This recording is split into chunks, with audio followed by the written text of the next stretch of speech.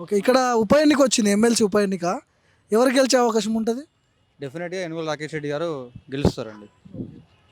ఆయన చేసిన సేవలు మన వరంగల్ ప్రజలు గాని ఎప్పుడు మర్చిపోలేదు.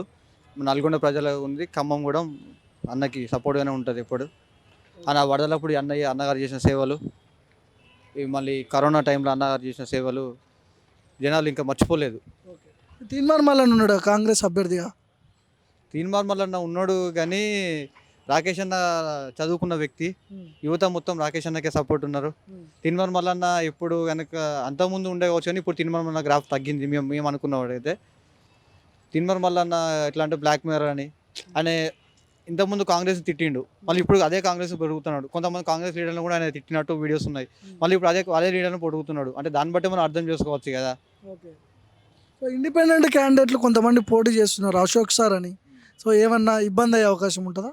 అట్లని ఏం లేదన్న మనకి. ఇప్పుడు మనకి జనాలలో ఉండేది మాత్రం రాకేష్ అన్న ఒక్కరే. హ్మ్. ఇండిపెండెంట్ క్యాండిడేట్ అంటే ఎవరన్నా ఉంటారనేది వాళ్ళు జస్ట్ ఉన్నారు అన్న అంతవరకే. మీ ఓటు ఎవరికి ఇంతకీ పట్టభద్రుల ఎన్నికల్లో? నా ఓటు డెఫినెట్‌గా యనుమల రాకేష్ రెడ్డి అన్న గారికే. నా తరపున ఒక 200 ఓట్లు వేయడానికైనా నేను సిద్ధంగా ఉన్నా. రాకేష్ రెడ్డి అన్న దద్దరిల్లుతున్నాడు. ఖచ్చితంగా తీర్మానం మల్లన్న ఢీ కొట్టబోతున్నాడు 100%. ప్రజాసేవలు ఎన్నో చేసిండు. వరంగల్లో వర్షాలైతే ఎన్నో సేవలు చేసిండు. పబ్లిక్కి ఎంతో సేవ చేసిండు. కోవిడ్ టైంలో కూడా ప్రతి ఒక్కరికి మెడిసిన్ అందించిండు. పబ్లిక్ ఎంతోమందికి జాబ్ మేళ పెట్టించిండు. విద్యావంతులకు, రైతు బిడ్డలకు చాలా మందికి చదువుకోవడానికి డబ్బులు లేకపోతే ఎడ్యుకేషన్కు చేసుకోవడానికి ఆన్లైన్ సిస్టమ్ ఒక ప్రిపేర్ అని కూడా అన్న ప్రిపేర్గా పెట్టిండు. పబ్లిక్ ఎన్నో సర్వీస్ చేసిండు. ఎంజిఎంలో కానీ ఏ కార్యకర్త కూడా ఏమైనా కూడా నైట్ పూట ఇబ్బంది అయినా కూడా రాకేష్ అన్న పోయిండు. తీన్మార్ మల్లన్న కూడా పోటీ చేస్తున్నాడు. తీర్మానం వల్ల పోటీ చేస్తున్నాడు. తీర్మానం వల్ల గంటకు ఒక పార్టీ మారుతాడు. ఎన్నో పార్టీలు మారుతాడు. బ్లాక్ మెయిల్ చేస్తాడు. ఎంతమంది పేదలు అన్నాడు. ఇది మన దళిత బంధు అంటే దళిత బంధు తీసుకుని చెప్పుతోడు కొడతాడు. గీదా మాట్లాడే తీర్మానం మల్లన్న బీజేపీలో ఉన్నాడు. బీజేపీ నుంచి కాంగ్రెస్కి వచ్చిండు.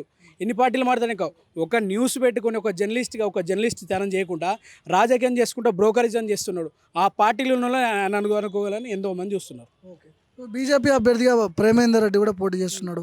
ఏమన్నా ఎఫెక్టివ్ ఇచ్చే అవకాశం ఉందా ఇక్కడ? అసలు ఆయన పోటీలో ఉన్నట్టు మాకు అనిపిస్తలేదు. కంపల్సరీ మాకు పోటీలో ఉన్నట్టు అనిపిస్తలేదు. అసలు ఒక డ్రైవర్ని వేసుకొని డ్రైవర్కు తిండి పెట్టినోడు ఆయనకు అసలు ఇప్పటికీ అసలు ఏడున్నాడు? అసలు తిరుగుతున్నాడా? అసలు పబ్లిక్లో ఉన్నాడా? ఎక్కడ తిరుగుతాడు? అసలు ప్రేమేందర్ రెడ్డి అనే వ్యక్తి ఏడున్నాడు? అసలు తిరుగుతాడా? ఏమనంటే పెట్టుకొని ఎక్కడ పడితే అక్కడ తిరుగుతాడు తప్ప అసలు ప్రేమేందర్ రెడ్డి పోటీలు అంటే మాకు లేదు. మాకు ఒకటే డి అంటే రాకేష్ అన్న, తీర్మానం మల్లన్న, మా ఇద్దరికి డి. బీజేపీ వాళ్ళతో మాకు సంబంధం లేదు.